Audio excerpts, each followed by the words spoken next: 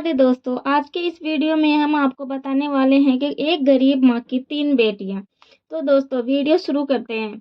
गांव के एक छोटे से कच्चे घर में एक विधवा माँ सावित्री अपनी 3 बेटियों के साथ गुड़िया, पायल और रानी के साथ रहती थी। उसका पति रामू एक मजदूर था जो एक दुर्घटना में मारा गया। पति की मौत के बाद सावित्री पर दुखों का पहाड़ टूट पड़ा। घर चलाने के लिए उसने दूसरों के घर में काम करना शुरू किया। कभी चौका बर्तन, कभी खेतों में मजदूरी। बस यही इसकी दिनचर्या थी। बड़ी बेटी गुड़िया 16 वर्ष की थी जो समझदार थी। वह पढ़ाई में अच्छी थी, लेकिन हालात उसे उस स्कूल छोड़ने पर मजबूर कर रहे थे। मंझली बेटी पायल जो 14 वर्ष की थी, माँ के काम में हाथ बटाती थी और छोटे मोटे सिलाई के काम कर सीख रही थी। सबसे छोटी बेटी रानी 10 वर्ष की थी, अभी भी मासूमियत से भरी थी। उसे माँ का और बहनों की हालत समझ में नहीं आती थी। मजबूरी और संघर्ष की कहानी आगे। एक दिन सावित्री बीमार पड़ गई। वह काम पर नहीं जा सकी तो घर में खाने के भी लिए भी लाले पड़ गए। गुड़िया ने माँ से कहा, माँ मैं काम कर लूंगी, तुम आराम करो। सावित्री को यह गवारा न था, लेकिन भूख के आगे उसकी मजबूरी हार गई। गुड़िया ने गांव के एक सेठ के घर काम पकड़ लिया। सेठानी उससे सारा दिन काम कराती, लेकिन ठीक से खाना भी नहीं देती थी। फिर भी गुड़िया सब कुछ सहन कर रही थी ताकि उसकी बहनों को भूखा ना सोना पड़े। पढ़ाई की राह में बाधाएं। गुड़िया पढ़ना चाहती थी, लेकिन घर की हालत देखकर उसने अपनी किताबें बंद कर दी थी। गांव के स्कूल के मास्टर जी को जब यह पता चला तो उन्होंने गुड़िया से कहा, बेटा पढ़ाई मत छोड़ो, मैं तुम्हारी मदद करूंगा। मास्टर जी ने गुड़िया को बिना फीस के स्कूल आने दिया और उसे ट्यूशन भी पढ़ाने लगी। गुड़िया दिन में काम करती और रात में पढ़ाई। उसकी मेहनत रंग लाई और वह अच्छे अंकों से हाई स्कूल पास कर गई।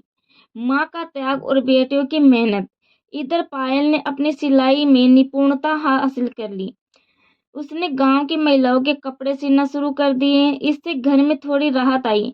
उधर छोटी रानी भी समझदार हो रही थी और वह भी पढ़ाई में मेहनत कर रही थी। माँ सावित्री का स्वास्थ्य लगातार गिरता जा रहा था। उसे यह चिंता सताती थी कि उसके बाद उसकी बेटियां का क्या होगा, लेकिन बेटियों ने माँ को भरोसा दिलाया कि वे हार नहीं मानेगी। सफलता की ओर कदम बढ़ाया।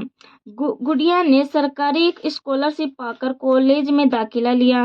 पायल की सिलाई की दुकान चल रही और रानी रानी पढ़ाई में अव्वल आई। कुछ सालों बाद गुड़िया ने एक सरकारी नौकरी पा ली। अब उसकी जिंदगी बदलने लगी थी।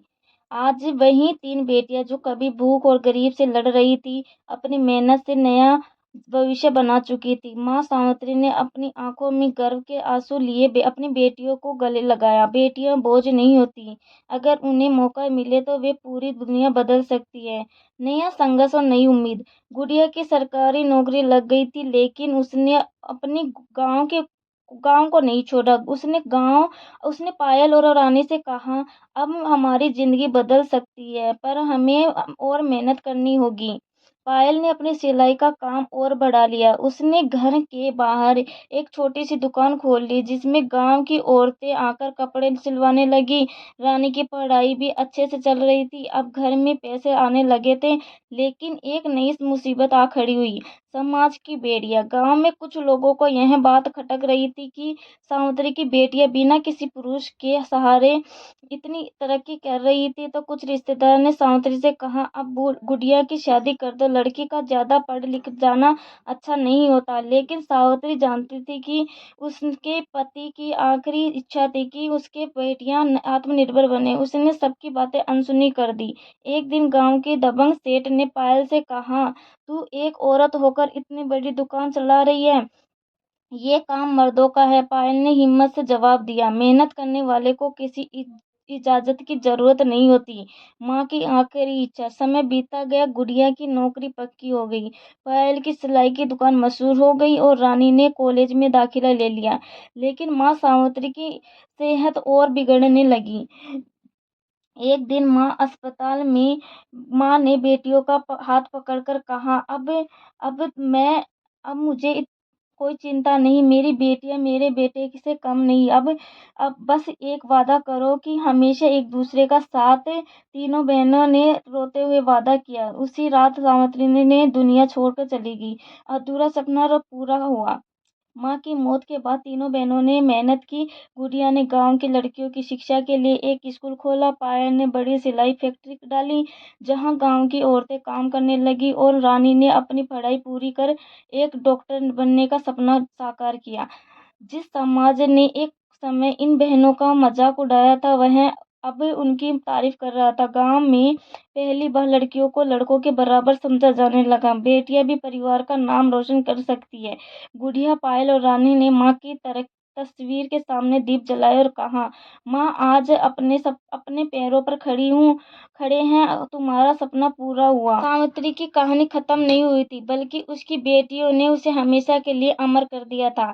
बेटियां कोई बोझ नहीं होती, अगर उन्हें उड़ने दिया जाए तो वह आसमान छू सकती हैं। तो दोस्तों, अगर आपको यह वीडियो या कहानी पसंद आई हो तो कमेंट कर देना। Thank you.